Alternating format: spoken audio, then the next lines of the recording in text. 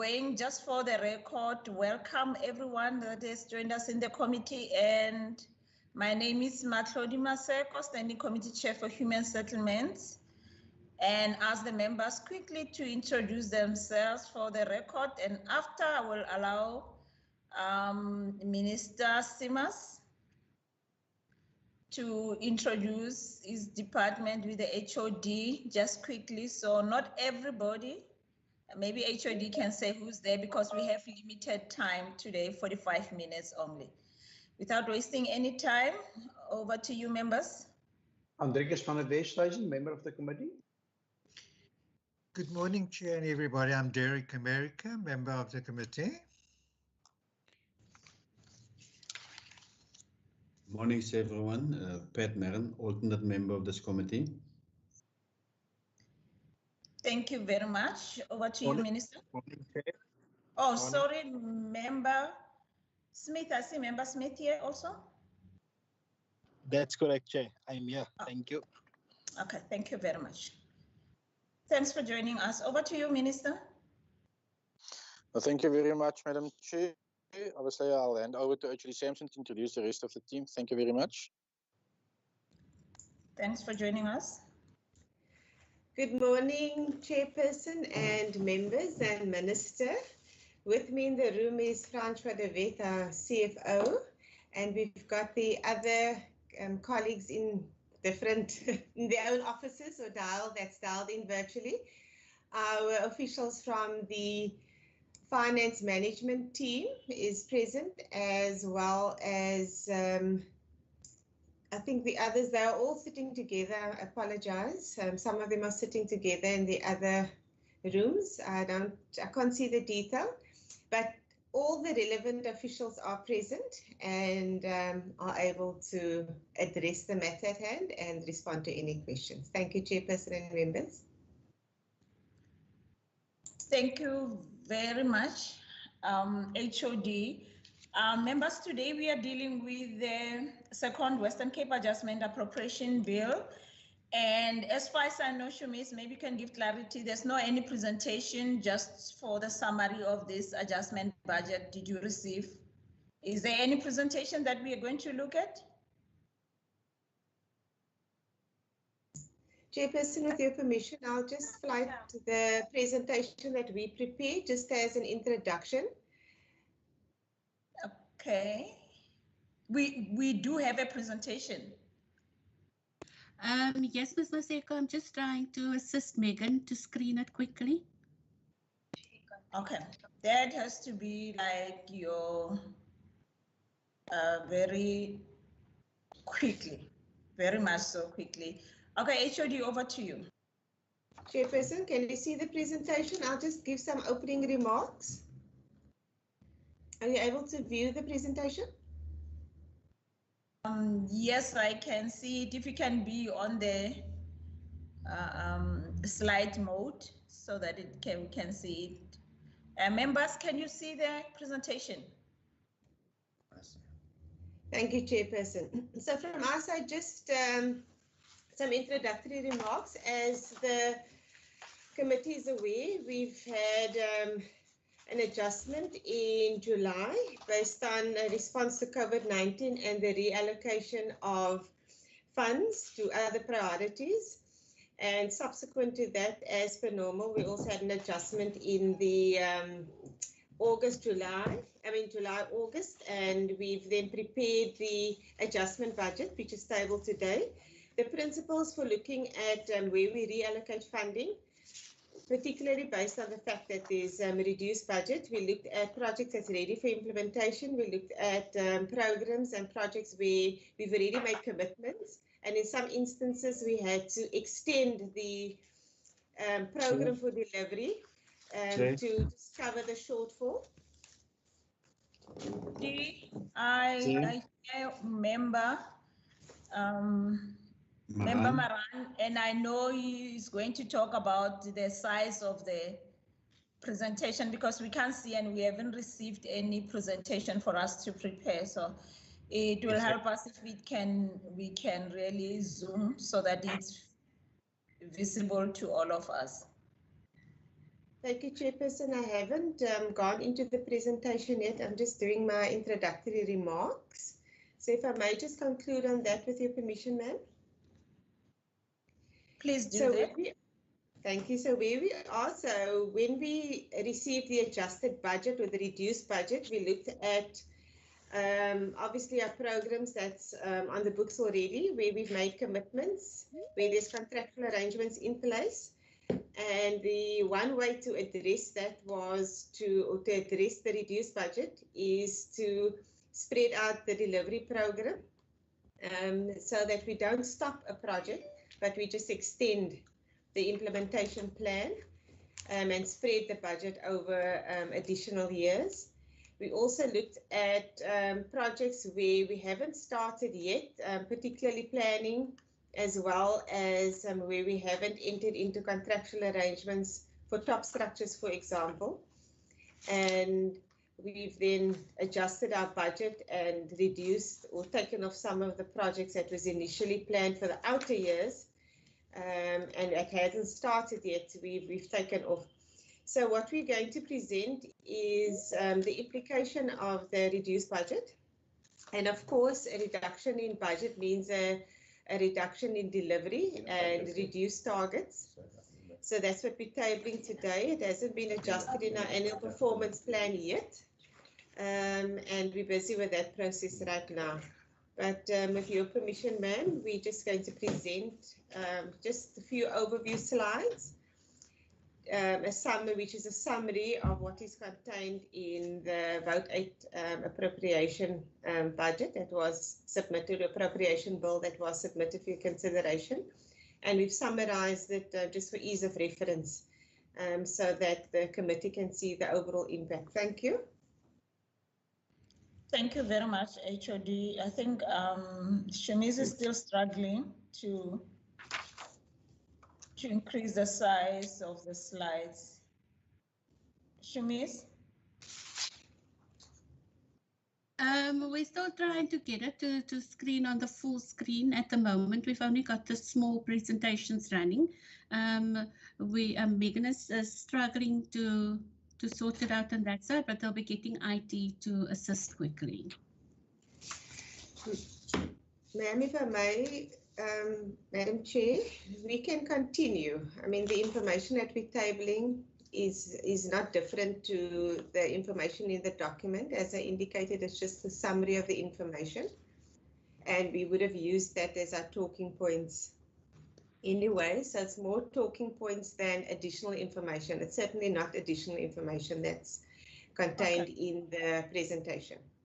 Okay, it was going to make my life easier for the easier of the reference for the engagement, because we have a limited time, and if we have to go through the only reference, it will be the whole book from 193 to 220.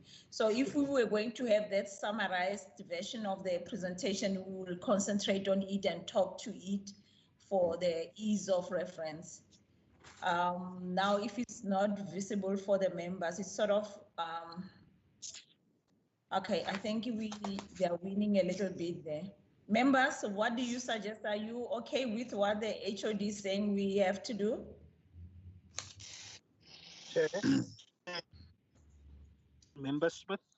Yes. I actually can suggest that if members are struggling to see the presentation as is, you can actually just zoom it on your phone or your laptop in or out. I mean, it's getting bigger and it's like you can see it.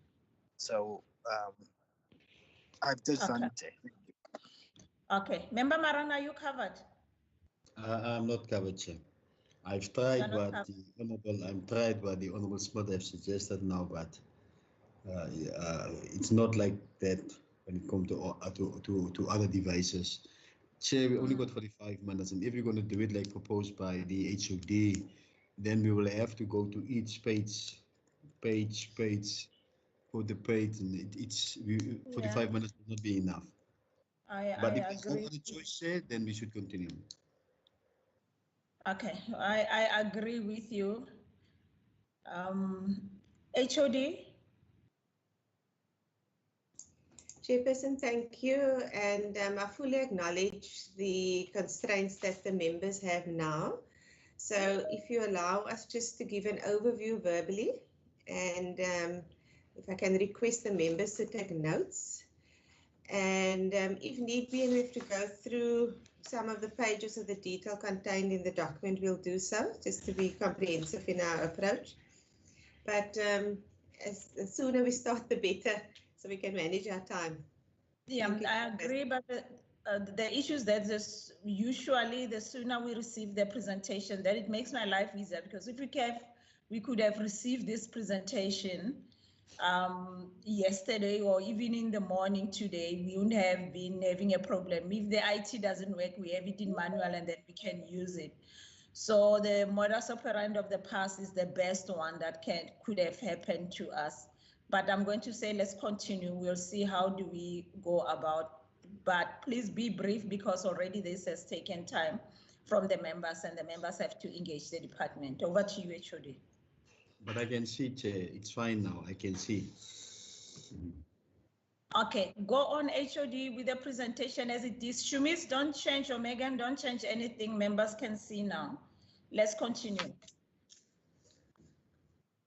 Thank you, Chairperson. Good morning, my members, Minister, and good morning yourself, Honourable Chair. It's Francois de Wet.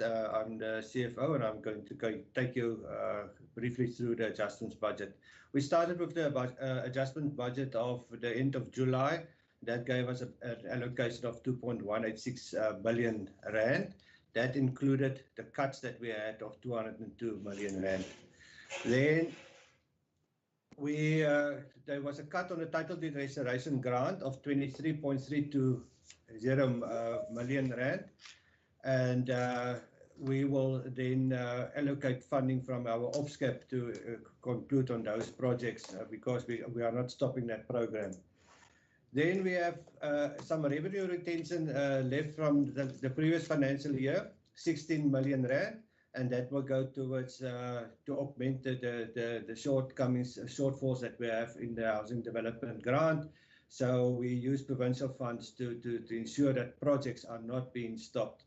Then on the 2018-19 financial year, there was still an amount of 25 million rand left of revenue retention that was earmarked for the Conradi Better Living Model project that's been run. That's for bulk services. That specific project is progressing a bit faster than that was anticipated, and we just add that we brought those money forward from next year to this financial year to augment the shortfall that might be there.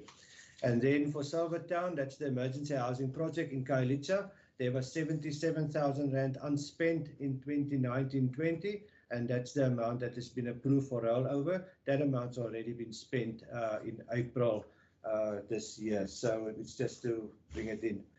Of course, these cuts will have an impact on our delivery, but what we also did as part of this adjustments budget, and the Treasury allowed us to, that all the money that was underspent or saved on personnel costs, we are shifting that towards the projects, so that we can keep those projects running, and also, of course, keep the jobs, people that they still have jobs and not be without jobs, create job securities.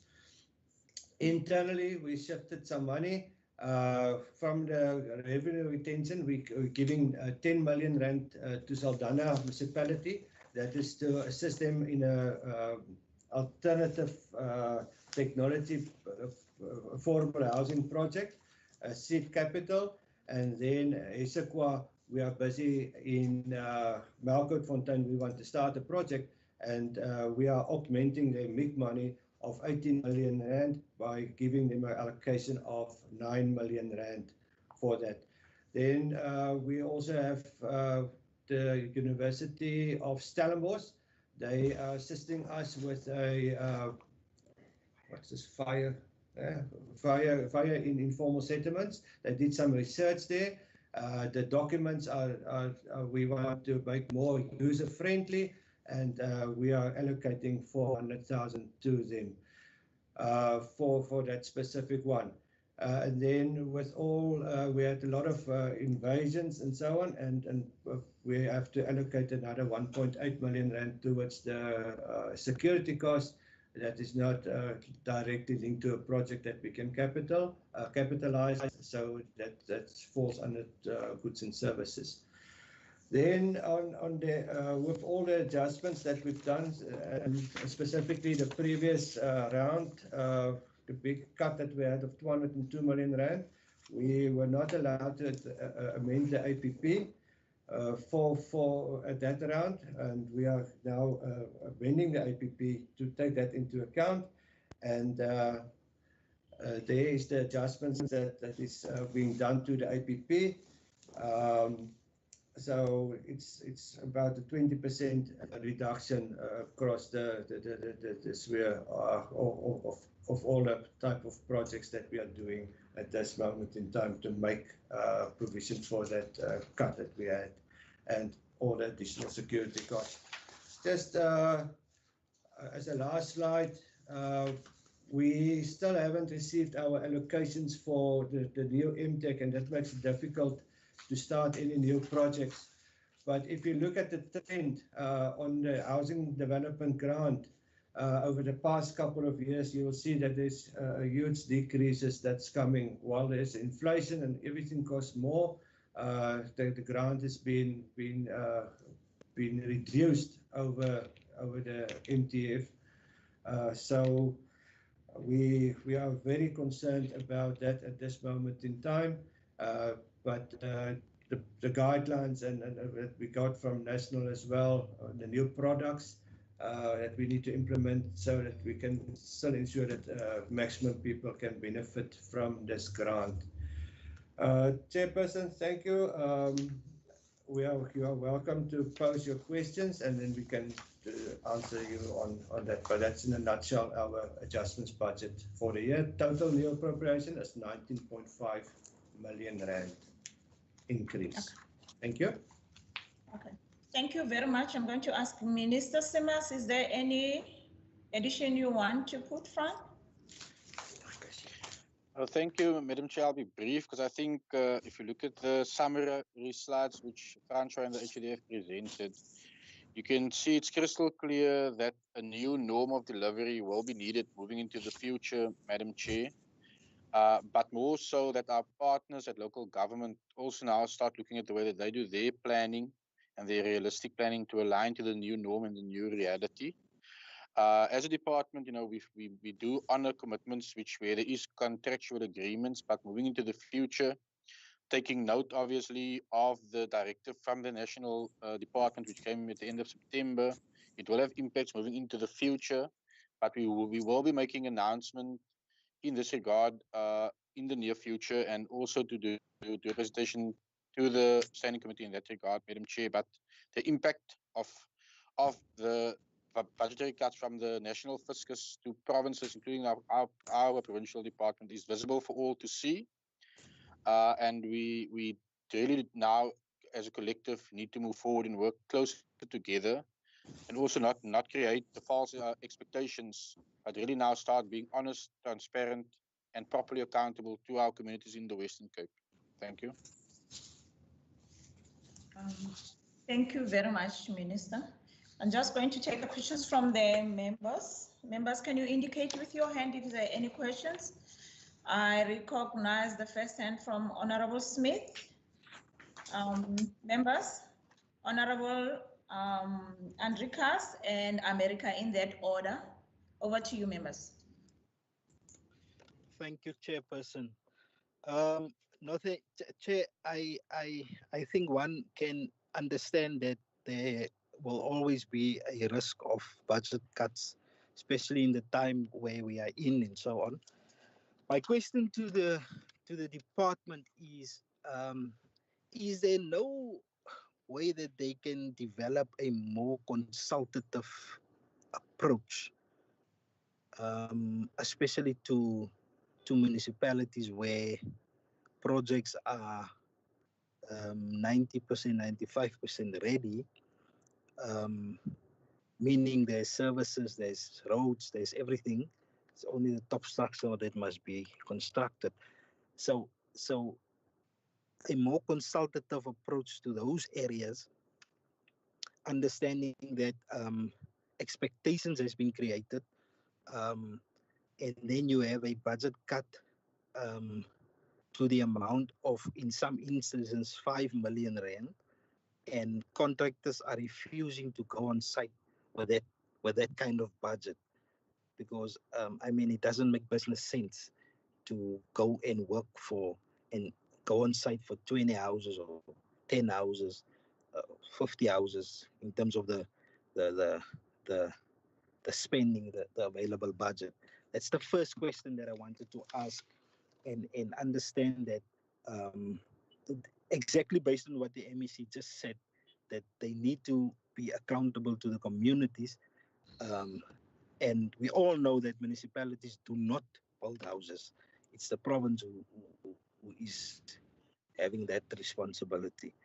Thank you. Chair, yeah, let me park there. Thank you. Thank you very much. Members, as you ask your questions, mind the time, ask the question. You don't have to motivate it so that we can get a bit, share the minimum time that we have. Member Andrikas, Member Maran, I also recognize you after Member America. Member Andrikas, over to you, sir. Thank you, Chair.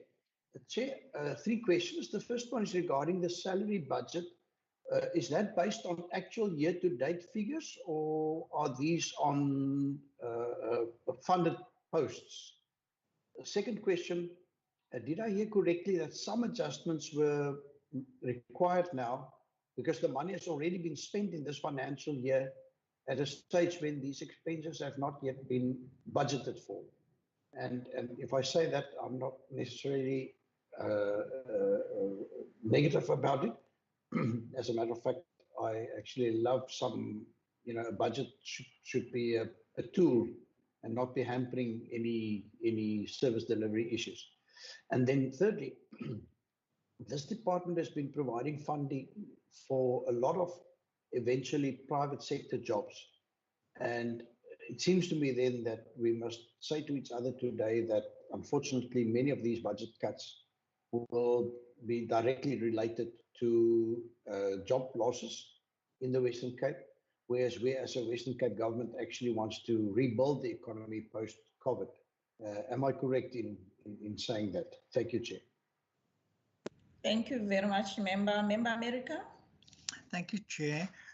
Chair, if I look at this, the tabulation on slide 2, one would get an impression that, in fact, notwithstanding the adjustment, was slide 1, notwithstanding the adjustment that the budget actually increased, which is a false perception in the sense that there's been substantial reduction in COE as a result of posts not being filled due to the COVID pandemic.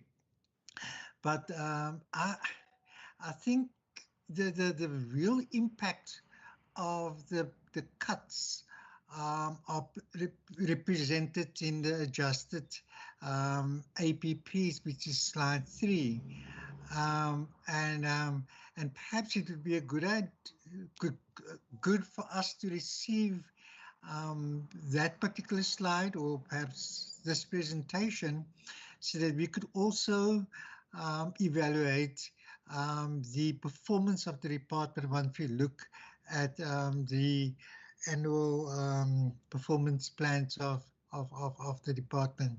And lastly, Chair, I would know it's a significant reduction in the allocation for the title restoration program. It leaves us with an amount of 200,000 Rand. What can be achieved with the remaining 200,000 Rand earmarked for that particular program? Thank you, Chair. Thank you very much, Member Maran. Thanks, Chair.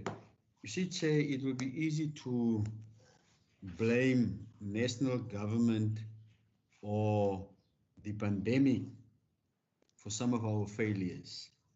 Now, we just came out of 2 meetings of agriculture, the one of agriculture itself and environmental affairs. And this one actually is the first one where we see that money will be shifted to other programs because of posts not filled. In the other meetings it was because of no increases to salaries, and therefore those departments will have to surrender those particular monies. But when it comes to this one, it speaks specifically to the filling of vacancies that currently exist within the department. And these monies basically will be shifted to other programs because of a failure of filling those vacancies. And the reason that I've heard now here, Chair, is because of the pandemic. Chair, also the MEC was saying that the budget cuts by national is there for everyone to see. But Chair, over multiple years, and even if you look at the city of Cape Town, failed to spend monies allocated for housing over multiple years when there was no pandemic. Last year, for instance, Breda Valley, when it comes to the Transact housing project, have to surrender 82 million rand because of poor planning. Nothing to do with the pandemic, because of poor planning. So this thing, Chair, of surrenders monies is not new. It's not new. It's there for many years, even before the MEC was appointed MEC last year, even before that, Chair. So it's easy to blame national government in the pandemic when it comes to that. Chair, one question. I've seen, Chair, on Facebook, and when I ask why on a Sunday, the person who put on that post then posted a document or a notice that went out that the first, I think it's 58 houses that will be handed out to beneficiaries on the 13th of December, which is on a Sunday. Why on a Sunday? Thanks. Okay, thank you very much, members. From my side, I think I just want to say to the department, thank you very much for your contribution, for the presentation, for your abnormal day-to-day that you have to deliver under abnormal circumstances, because much as COVID-19, we talk about it as if it's out there also, it affects also all the officials, the minister, and everybody. We are all at risk. So thanks for manning up, for being out there and exposing yourself for the sake of our communities in Western Cape. What, from my side, the disappointment that I have to record is of the title deeds restoration grant that the national has cut off, and I tend to believe that is one of the tools that it's supposed to be used in correcting the apartheid, for not giving a sense of belonging to our communities. And for national to do that, it's really puts a question of what is the intention, how is that going to be corrected, because we are not done yet with the title deeds allocation. And the budget cuts for the Department of Human Settlements is not going to make it easier for the department to allocate funding towards the title deeds restoration. So for them to cut that grant is just unfortunate, and it's a very huge disappointment. Title deed also makes our communities to be in the mainstream of economic development, because they can use that when they do the loans for small businesses and others. But it's a discussion for another day. The second question, it will be the acceleration of the Conradi Better Living model. How is it going to affect your planning, being the alignment of your business plan, because it was supposed to be for the 2021-2022 and now is on the 2020-2021. That means you aligned your business plan And I mean, business plan also says the time and when you try to move this to fast track that project, is it going to negatively affect your plannings, or is it a plus to the department itself? Thank you. That's from me. Over to you, HOD. Thank you, Chairperson, and thank you, members. I'll just answer one or two. Most of it is related to our financial performance, and Francois will respond to those. The first question from Member Smith regarding consultative process that we follow. We do consult with all the municipalities when we draft our business plan, and there's three stage business plan process. The first one is in August, the adjustment, or the second one is often aligned with our adjustment budget in November, then the final draft in Feb, which will then form part of our APP targets for the year. So we do consult with municipalities. We inform them of the principles and the approach, how projects must be identified and our targets must be set. The municipalities, we issue letters, allocation letters to each and every municipality outlining the list of projects and the targets attached to that, and they accept that. So when there's a project with 50 target deliverable, that is what the municipality accepts, and they also then agree to the delivery, because obviously the non-financials are linked to the budget that's allocated to a specific project. So we do follow a detailed consultative process during the drafting of the business plan, and in here when we monitor the progress on the projects and we have to adjust our budget or reallocate funding from a poor performing to a better performing project or municipality, the municipalities are fully aware. There's ongoing technical engagements, low level with the housing officials between the municipalities and ourselves, and on a higher level. Minister Simmers also, and in the last 6 months, we had the outreach program to all 5 except Central Karoo districts, where we detailed the budget allocation, the project, the performance of the municipalities. Each municipality we visited, as well as in the metro, we visited the sub-councils, project steering committees, and the ward councillors also attended the engagements where we discussed projects in the areas and the performance and the impact of budget cuts. So we do follow a detailed consultative process throughout the year, during the planning stage, the drafting of the business plan, as well as when we monitor the implementation program. Thank you. Over to you, CFO. Thank you, Ms. Sampson. Thank you for all the questions, very valid and very relevant. Our COE budget is based on our actual headcounts that's currently being paid for, and we did not take into account any salary increases. COLA, that's another risk that the Provincial Treasury also and the Minister of Finance also highlighted yesterday in his speech. So we did not provide provision for any further increases except pay progression. The bonuses have also stopped. 77,000 and for the rollovers, the concern was raised, right, okay, it's already spent, but it's not been appropriated yet. We understand that is a process that is followed. It was contractually committed. Therefore, we had to pay, and that is one of the criteria that National Treasury takes into account when they approve that rollover. That rollover was approved in May already by the National Treasury.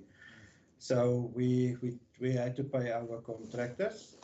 The job losses due to the budget cuts, and in this adjustments budget, there will not be any job losses, but the job losses due to the big cut in the first adjustment budget was about 2,000. If you look on the industry norm for 3 jobs per 1 million rand, so that equates to about 2,000 job losses. But we try to make it up on other projects. The COE cut in July was 12 million rand already. We must take into account how our budget is currently being funded. Our equitable share is not sufficient to cut to pay for our salary account, and a lot of our contract workers are paid from OPSCEP.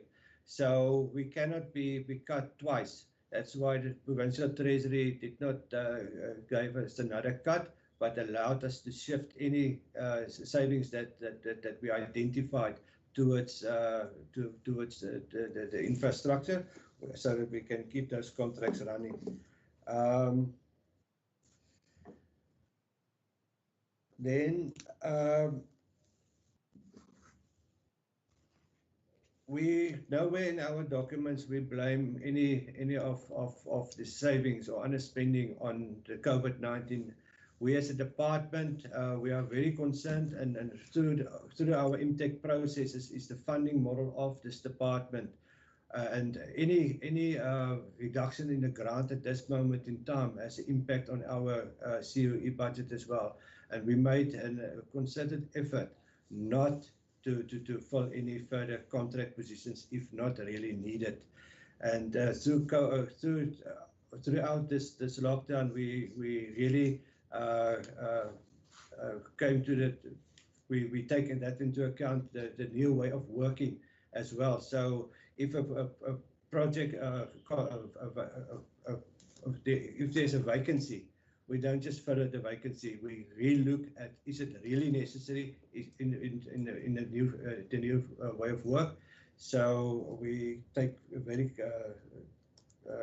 a conscious decision there to relook at COE. The title deed restoration grant, yes, that 200 is not enough. We've already spent about 900,000 there, but we will fund it from OPSCEP. The title deed restoration grant comes from the Human Settlement Development Grant, and we were informed by the National Department of Human Settlements that we need to fund all shortfalls from the OPSCEP budget that is part of the Human Settlement Development Grant. So it does have an impact on the delivery side. We are also following up all the monies that we were transferred to the municipalities for this function in the past, and we will see how best we can utilize any underspending by the municipalities on that and get the money back to the department. Then the acceleration of the Conradi, right? It doesn't have any effect on our business plan going forward. That was a once-off allocation of 118 million rand that the department committed itself to via the necessary processes towards Conradi, and we're actually very excited about the acceleration and the way that the people maintained those jobs, that they're still delivering at that speed. So it doesn't have any impact. It's private sector investment going forward. We don't pay for the buildings that they will do, the houses or the flats and so on. It's all private sector investment. And then on TransX, we surrendered the funding for TransX. No, there's no funding of TransX that's been surrendered. What happened there is that in the past we transferred that money to the municipality, and then the municipality will then will pay for it. But in the case of TransX, the contract was with us. So that's why we changed also the gazette, whereby we say what is being spent by the province and what is being spent by the municipality within that municipality. That's in line with DORA. We must indicate how much is being spent in the municipality on human settlements. So we just split it and say that the department is spending that 60 million rand and not the municipality. And that also assists them with their own budgetary processes, as you cannot take up 60 million rand and then show it that you've spent it and you haven't spent it at all. So that was a technical adjustment with Provincial Treasury and the municipality to make it easier for them to be compliant to audit processes and so forth. Thank you. Thank you, Chairperson. If I may just add, a comment was made regarding under expenditure and our budget not being spent.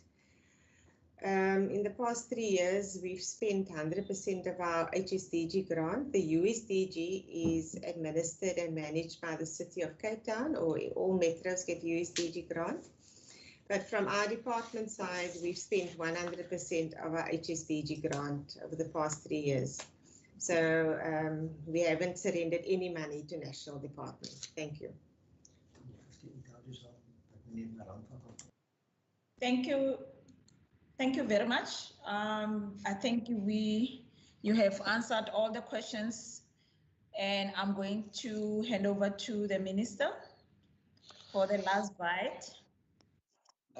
Thank you very much, Madam Chair. I think listening to the questions, Madam Chair, but also for our very transparent and I think empowering answers to them by the department, it really shows that the need even for members, I think, Madam Chair, through you, to actually accompany us when we do our next round of outreaches into the districts, because that is why we have these engagement sessions, to empower the community, but also councillors in how the budgetary planning cycle works with human settlements, the different grants we work with, to dispel this incorrect notion of underspending, which Member Marin has now alluded to, because we are one of the very few provinces, if not the only province, which spends 100% of its budget.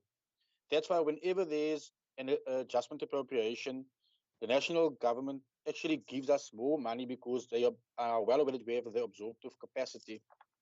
I think many members and also the broader community gets disinformed regarding HSDG versus the USDG grant, Madam Chair. The USDG grant is a metro-specific grant. Even though the City of Cape Town have not been able to spend it for the last number of years, they've also been the top performing spender either way, Madam Chair.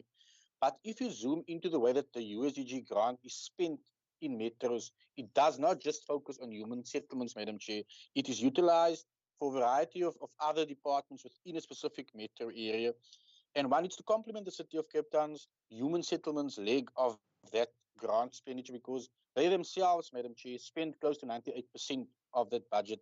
So we need to stop reinforcing a notion that's incorrect. We need to empower ourselves with facts before we actually engage communities as members of the legislature, to ensure that we actually are informing our communities with the proper information, because Facebook is really, for me, not the correct platform for us to engage and give corrections to our community members, because sadly the notion of disinformation is spread ironically by Facebook. And I saw the post which Member Marin has alluded to, and one needs to ask ourselves, who is feeding these community leaders with these incorrect information? When we have elected members in the legislature, which serves on these standing committees, which are empowered to give their communities the truth, just like I and my department are not afraid to engage our communities, to empower them with the truth, because post-COVID-19, we need to empower communities with the truth, because this department delivers, but we can deliver only so much, and we need to stop this disinformation, Madam Chair. It's really, our communities do not need it. Thank you very much, Madam Chair. Thank you very much, Minister, for your last words, and also for the department. CFO, thanks for the presentation and also the response to the questions, and HOD also. And for everyone from the department, thank you very much. I'm going to allow you can leave us and continue with the members. Members, Shumis, if you can also be kind enough to put our report there. I'm going to ask the members if we are going to support the vote or not. And I see already the hand of Member America. I recognize you, sir. Okay. Thank you very much, Shumis. Member America, did you want to say something?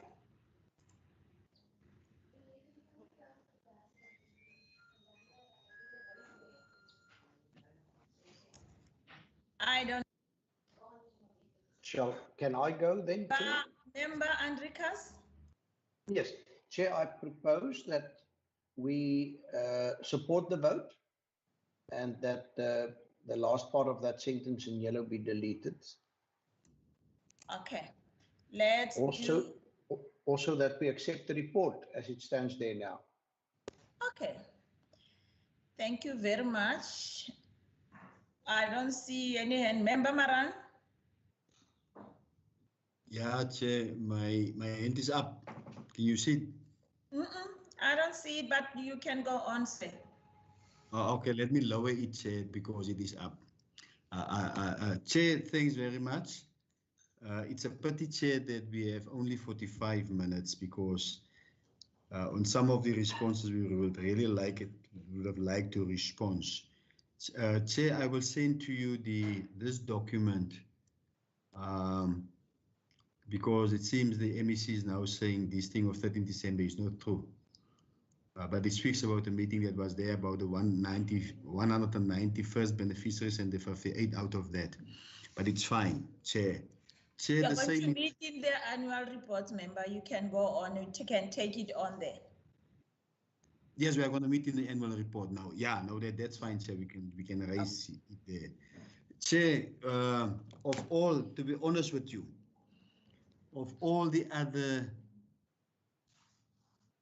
standing committees, Chair, where I am part of, this one, Chair, is the one that I'm not going to say at this stage, where I'm going to say that I'm not going to support. I'm clear when it comes to housing. This one, the ANC got a view not to support.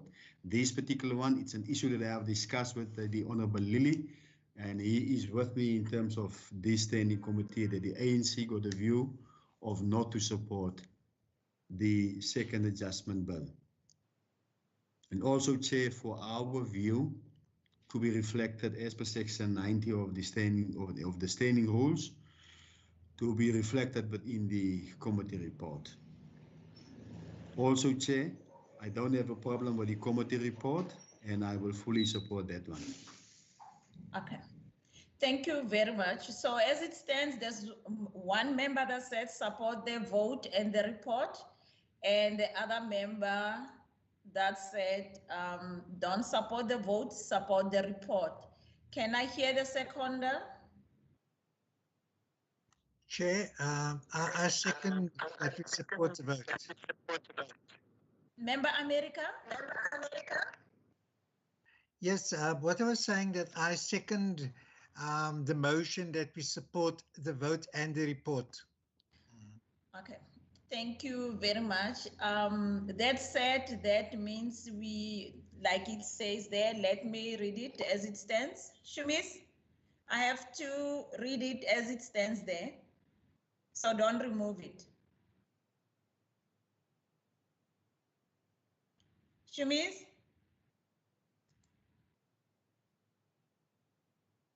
Okay, the report of the Standing Committee on Human Settlements on vote 8. Shumis. Is it not there, Ms. Maseko? Is there now. Sorry, members. Report of the Standing Committee on Human Settlements on vote 8, human settlements in the schedule of the second Western Cape Adjustment Appropriation Bill 2020-21 financial year B7 of 2020 dated 27 November 2020 as follows. The Standing Committee on Human Settlements, having deliberated on the subject of vote 8, human settlements in the schedule of the second Western Cape Adjustment Appropriation Bill 2020-21 financial year B7 2020 referred to the committee in accordance with Standing Rule 188, reports that it supports the vote. In accordance with the Standing Rule 90, the African National Congress expressed its minority view that it does not support the vote. Thank you very much, members. With that said, we already voted on that one. Can we just quickly consider and adopt the draft committee minutes of the meeting that was held on the 14th of October?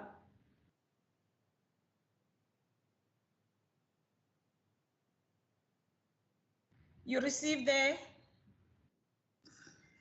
okay. Sorry, Shumis, it seems we are not going to do that because the members are quiet. And I think they are going to continue with their other meetings. Members, did you receive the minutes on time that we can adopt that, or you want it to stand over?